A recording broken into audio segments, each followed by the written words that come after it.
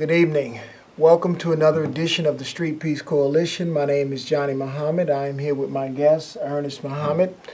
We come to you live every week to talk to you in an anecdotal fashion about the Street Peace Coalition, bringing to you individual members and sharing with you their stories, their background, in order to provide our viewing audience with an understanding of the people that are in our community and the struggles that they have had on an individual level to come up out of the community and begin to do something positive and look at their lives as a model for how young people who are in neighborhoods and in similar conditions can do the same, that how they can begin to restore a sense of respect for themselves, for their families, and for their communities.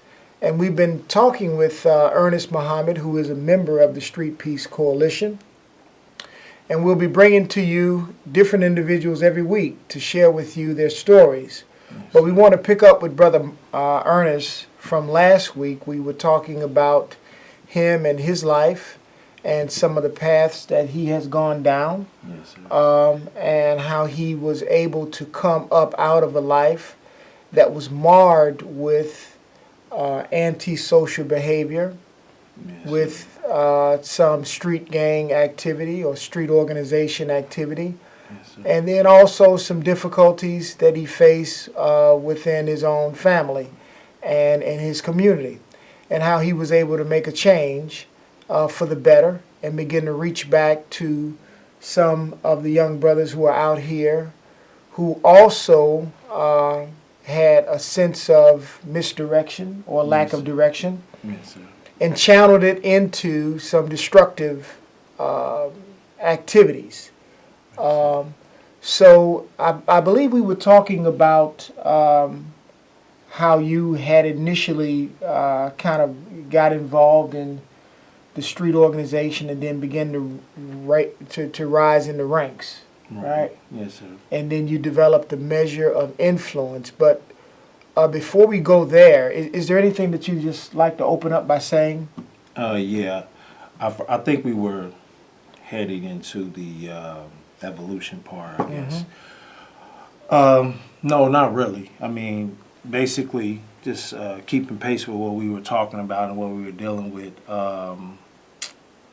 Just some of the things that were occurring to me that were causing it to dawn on me that I needed to make a change. Various things. I think one particular moving incident that you described was how you was almost killed.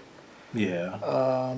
And you had your daughter in the back seat. Yes, sir. Right. And I think you had moved into another territory for drug sales. Right. And those persons didn't appreciate that. Right, yeah. And then they came after you. Right. And I think that was sort of a wake-up call. I don't think, was that the complete wake-up call, or was that just one step toward it? That was one thing that started making me second guess what I was doing. There was a few other things that stick out. One incident that I always talk about with people. I had was fighting a case, and I had been fighting for quite a long time, and I was off the streets or whatever. And a family member of mine was standing on the porch at my grandmother's house, and for the life of me, and I know this doesn't make any sense, but to me, it seemed as though that person was standing in the exact same spot the last time I saw them. Almost like they had the exact same clothes on. They were standing in the exact same spot. And I had been gone maybe 3.5 years, almost 4 years. And when and that just it just did something to me that was really I can't really explain it, but it just seems like And in my mind, the first thing that came to my mind, I was like, there's no progress. There's no change. So I was saying to myself, man, I got to do something different. I can't, I mean, I swear to you, and I knew time passed, you know, but it seemed like this guy, my family member, had the exact outfit, everything, had the exact same look on his face, looked like he was still high off the exact same drugs. It was just amazing. And that really shook me to the core, because I was like, you know, and I had just, you know, got out and everything, and I'm coming home, and and as I'm driving up the street, and you know, once I focused in on him, that was the only thing that came to my mind. I was like, this. He has the exact same clothes on, the exact same outfit on, and then it just messed me up more, because once we started to have a conversation, it was like, man, you doing the exact same thing. Wow. You have not, man, it's been 4 years almost. You have not done anything, nothing different. So his life was almost like a reflection of yours. Yeah, it was like this. He was just stuck. It was just on the treadmill and just not going and. Not at all. And that did something to me, man. I was like, man, am I gonna end up like this? And, you know, I was like, man, am I gonna be stuck where, you know, I don't have no progress? You know, don't nothing change for me? Is this, you know, in and out, keep getting interest? Is this where I'm stuck at? So, and then I was like, I can't do this, man. This is crazy. And that just bugged me out to the point where, I don't know, it's just, that really did something to me. You also touch on another aspect of this. It seemed as though becoming ensnared and putting yourself into the criminal justice system, that seems as though it becomes like a part of life. Yeah. It kind of comes along with that life, so you become accustomed to being institutionalized. Right. And everything that comes along with that. Unfortunately, this is the truth, it becomes a badge of honor, sort of. It's like, if you ain't been to jail, you ain't did nothing, you know. The mindset behind it, you know.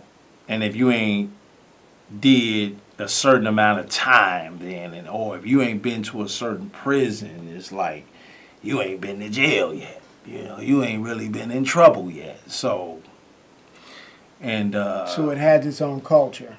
Yeah. When you really get involved in it. Yeah.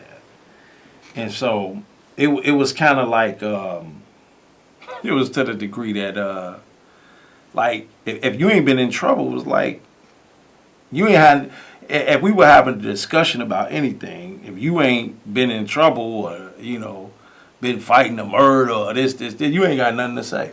You know, be quiet, man. You ain't been nowhere. You know, you ain't been under no real pressure. You know, you like, really? So it was, you know, wow. Yeah, you know, it was like a status thing, you know, to, you know, you in the county, you know. I mean, we wouldn't even. It was like if you had like a misdemeanor or, you know, a auto theft, you're like, man, stand over there. We got class exits over here, you know.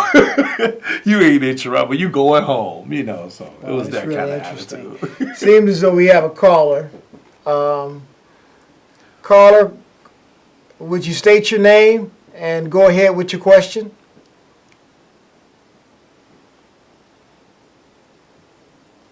Do we have the caller up yet? Shut up the call in. Oh, okay, you may have to start from the beginning, caller. We didn't quite get your name. And could you go ahead with your comment or your statement? Billy Perry. Billy. All right, Billy. Did you have a question or comment for our guest? Yes, my question is, yes, I do. My question is this. If you if you're in prison and you fall into the system, and if you fall into it, then that means that yeah, you are stuck. But once you realize the fact that this is a matter to where you want to come out, because I've been in prison myself before, and I came out. I've been out 13 years now, and I had not no misdemeanor, attempt murder, and I'm not bragging or nothing.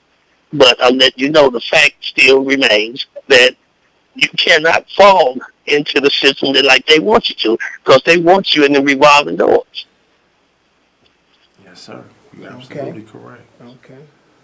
And it's a multi-billion-dollar industry. Yes, sir. And so anything about money, Yeah. What do you think helped you to get out of the system, caller? I mean, how did you What make helped a me to get- change and go down a different path in your life?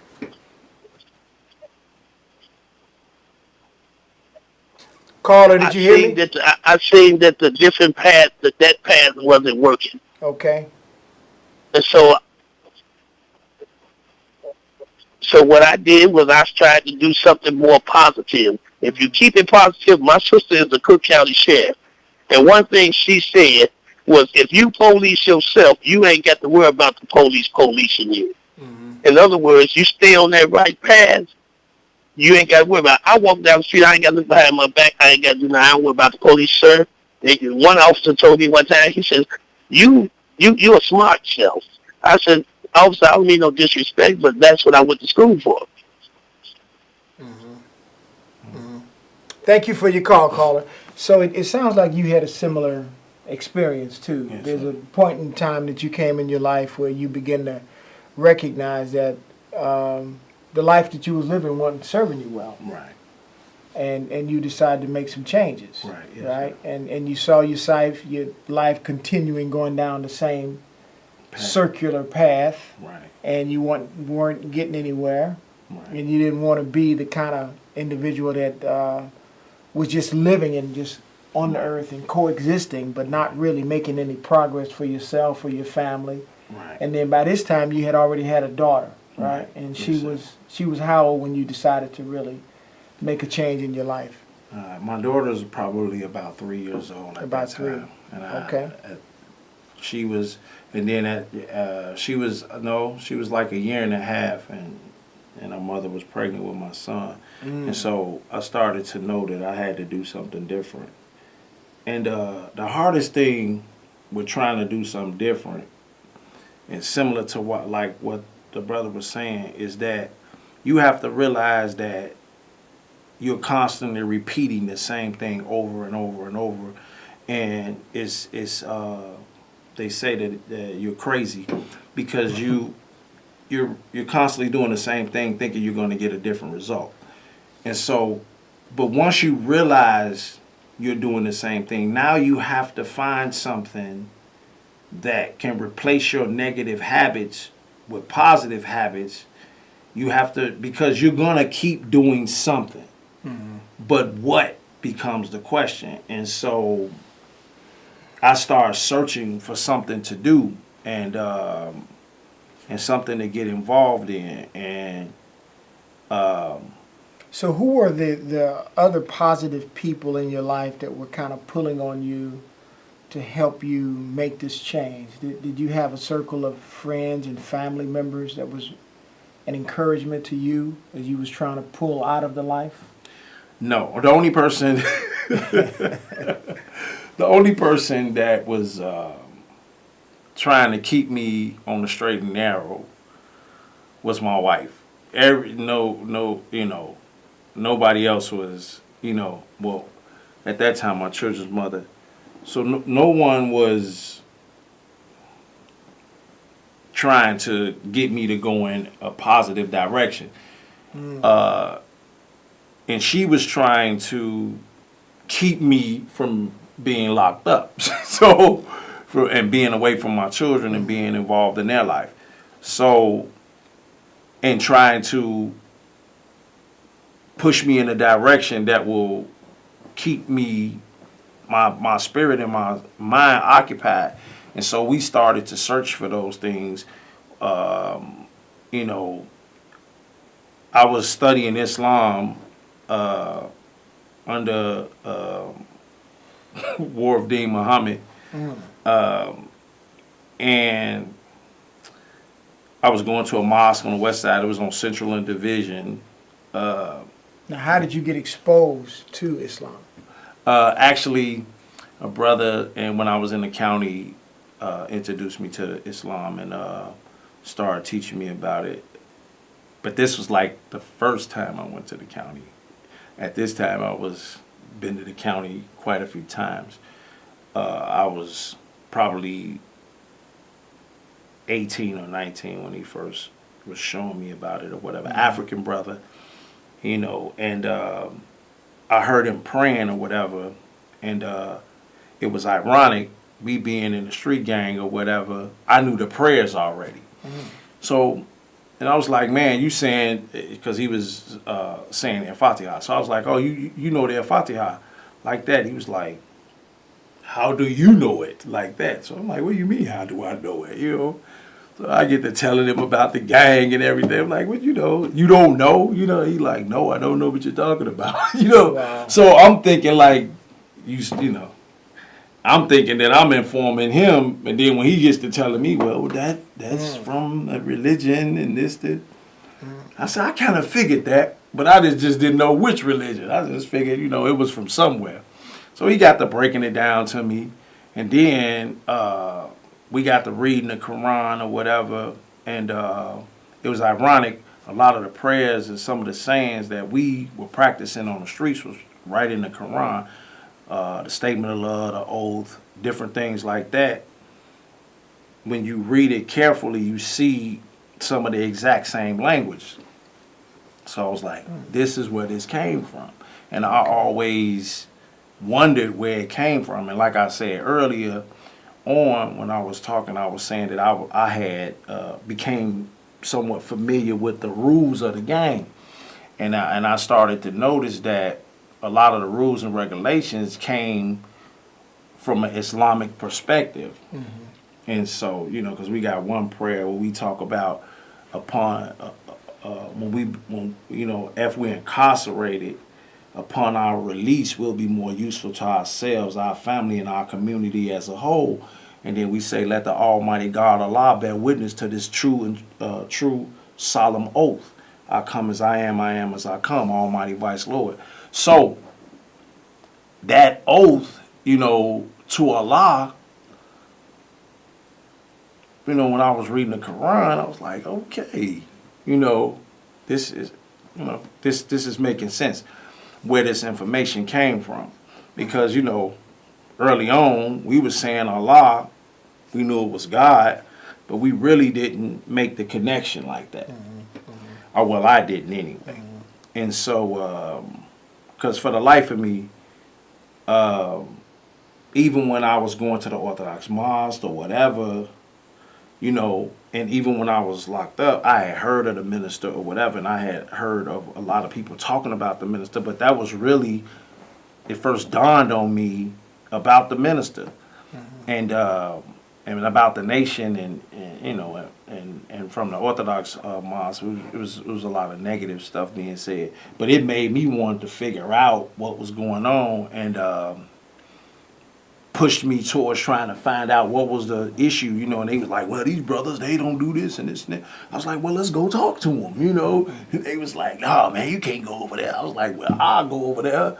You know, if they got it wrong, we need to help the brothers. So, and my energy from trying to be on foolishness in the streets started to get more involved in what was going on in Islam and it just kept evolving. And how old were you about this time?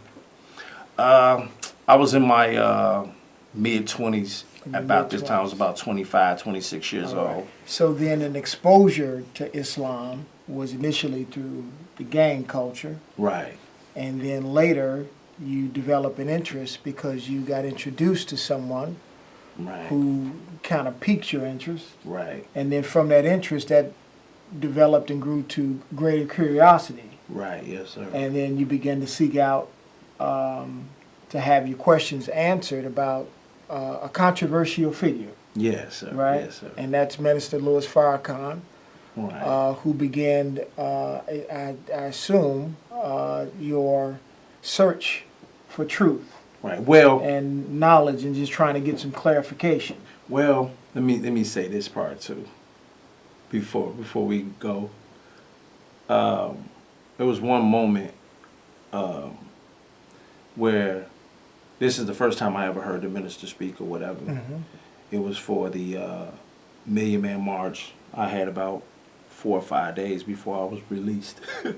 Wow. And I really did. Again, I didn't really know the minister. I didn't know nothing about him. But and being locked up, it's never quiet. I had never ever in my whole entire time being locked up, never heard it completely silent. And when they introduced this man and said that he was about to speak, I thought I had went deaf in the prison because it had went completely silent. And I'm looking around, I'm looking at Marcelli looking at me, and nobody's saying anything. And it was actually almost to the point where you were afraid to say something. It was just that quiet. So did they broadcast it in the Well, they in the yeah. penitentiary? Well, everybody had it on their TV, so they allowed us to see it. But the minister's voice was so loud because nobody was saying anything but him. Mm. And that was a powerful moment for me. And I was like, I'm going to work with that guy when I get out. And, you know, this dude is powerful because I ain't never heard nobody silence the prison. So that was good. That freaked me out. Okay. So Okay. I never heard that before. All I right. thought I was going crazy, actually. Right. Yeah. So that really just shows you the tremendous amount of respect. Yeah, because That the he gang was able- chiefs couldn't get to jail that quiet. Wow. It was impossible. Wow. So, yeah. Yeah, okay. Well, that's a very compelling and moving story. Yes, sir. It seems as though we have to pick it up again next week. Yes, sir. We are coming to another close of this week's segment of the Street Peace Coalition. Again, my name is Johnny Muhammad. I want to encourage the viewers to check us out at our Facebook page, Street Peace Coalition. You can just type it in on Facebook and you would be able to pull us up. Also, you can reach us at our website, streetpeacecoalition.weebly.com. My name is Johnny Muhammad. I want to thank you for joining us again. We'll be here next week, Tuesday evening, 7 o'clock sharp, same place, same station. Thank you, and enjoy your holidays.